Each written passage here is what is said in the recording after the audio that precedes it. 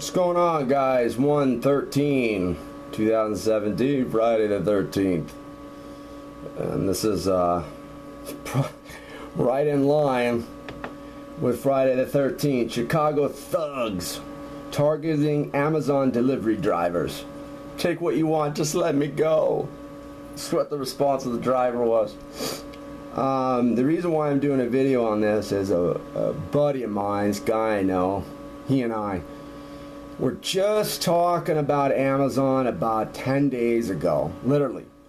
And he is actually in the robotics industry.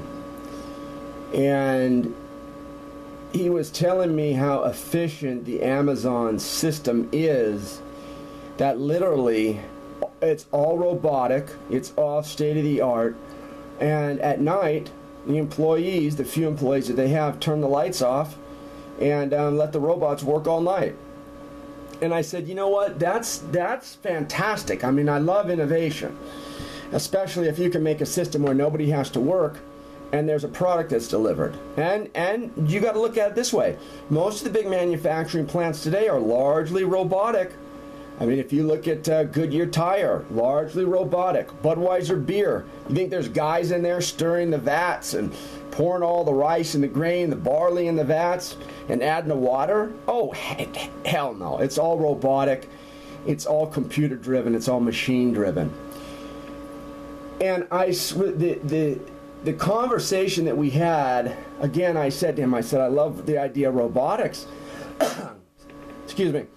I said, but the problem is that all of the innovation, all of the efficiencies, all of the strides forward that have been made, all the repercussions or all the productiveness of those machines comes back, okay, to a very few individuals. And those guys are the shareholders, board of directors, majority stockholders of Amazon.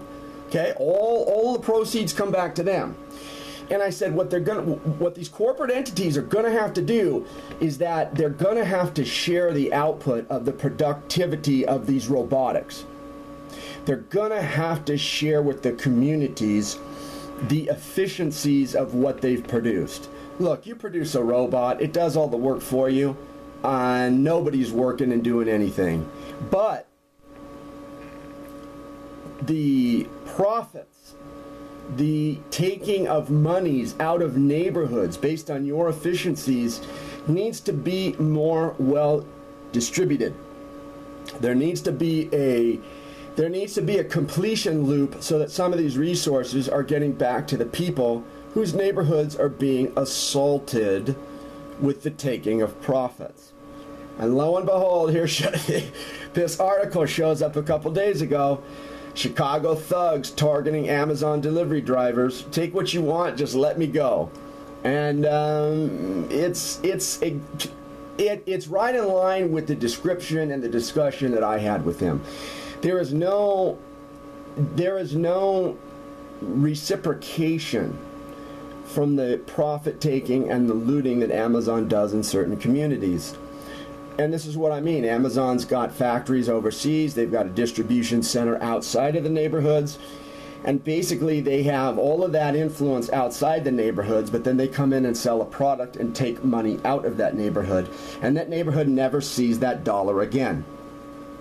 What I'm saying is that if Amazon or any of these big corporations are going to sell in a neighborhood, they need to share some of the profits with that neighborhood. They need to share in the wealth effect. And, you know, I guess these guys are taking matters into their own hands. That's one way to handle it. But it exemplifies exactly what I was talking about with this buddy of mine just 10 days ago. And see if Amazon would give back a little bit. And I'm not talking about money. If Amazon's robotics are so efficient and nobody really has to work, why don't you just distribute some of those products to the environment that you're selling in? I mean, it makes sense, doesn't it? So I think that, corporations are going to have to take more of this stance because corporations are basically automated today.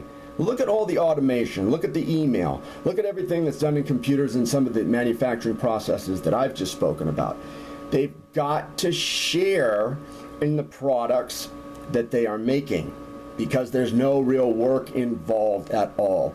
Walmart's another fine example of this. There's very little employee work at Walmart. It's all automated. It's all computer driven. It's all software motivated.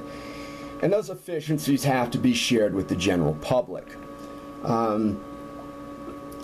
Just because you own a company doesn't mean you can come into my neighborhood and pilfer everything out of it. And that's what these guys are saying. These guys are not thugs. I don't think they're thugs at all. I think they're more in line with freedom fighters. You know, they are not, they've originally been assaulted by Amazon, okay? And so what they're doing is actually an act of self-defense. It's really what it is. And I understand there's some laziness with people, and people want to make the easy buck. I get it. But you have to also understand that no one out there really wants to be a criminal. Think about it for a minute. No one out there wants to wake up in the morning and say, I'm going to go burglarize somebody. I'm going to go assault somebody or purse snatch. Nobody wakes up in the morning and wants to do that. People, when they feel down and out and they feel hopeless, then they resort to things of this nature, by and large. So my solution to this is to tell these corporations, hey, give me some of that product. Let me give you another example. For example, Budweiser beer. Budweiser beer's got a huge brewery in St. Louis. Does St. Louis get beer from Budweiser at a marked down price because Budweiser beer is in the community of St. Louis? No, they don't. So to me, I think that that's a crime. And I think that it should be called a crime. I think that it should be called an assault. If you're going to take resources that are in a community, then you need to pay back some of the dividends of that to the community at large for which your facility is located in. Budweiser beer in St. Louis should be at cost. Budweiser should say thank you to the community for allowing them to operate in that community. They're not going to lose any money. They're not going to make any money. They should break even. And it should be a distribution of the product that they are making. And remember, this Budweiser beer stuff, it's all computer generated. It's all on robotics. It's all on software managed systems. You load it up, you let it go, and it runs. The only thing is that you need a little manpower in the distribution of the product and the intake of the raw resources, which, let's look at it realistically, is basically nothing. That's just trucking. And they have hydraulic lifts, automatic lifts, electric lifts that lift all the product from the trucks into the brewery and vice versa after the product is made. That's all electronic. They've got electric forklifts these days. No one has to lift a package. So it's very simple and it's very easy, but yet Budweiser beer is not giving back to that community. And I think that's bullshit.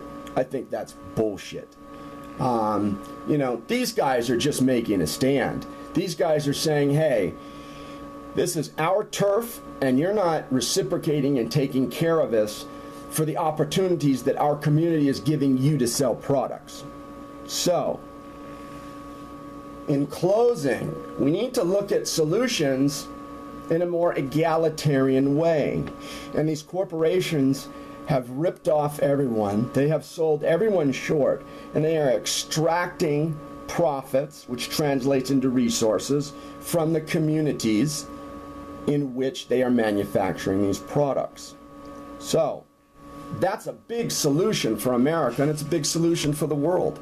And I'd like to see a lot more of that in the future. Wanted to talk about that today. 1/13/2017. Have a good weekend, guys.